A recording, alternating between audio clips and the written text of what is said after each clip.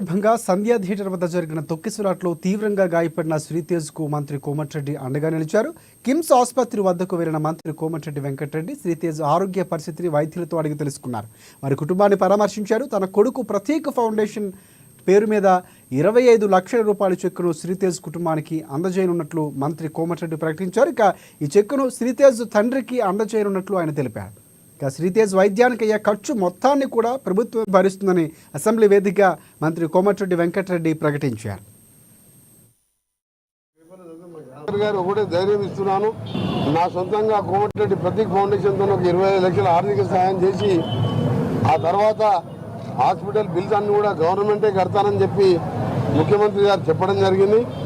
అందుకని నేనేం గట్టిగా చెప్పినా మీరు ఎవరు కూడా ఒక్క పైసలు తీసుకోవద్దని మా డిఎంహెచ్ఓ గారు కూడా ఇక్కడనే ఉన్నాడు. మొత్తం కూడా ఎంత ఖర్చు అయినా సరే అది హైదరాబాద్లో కానీ ఇండియాలో కానీ అమెరికాలో కానీ ఆ అబ్బాయిని బతికించే మెడిసిన్ ఎక్కడున్నా తెప్పియాలని చెప్పి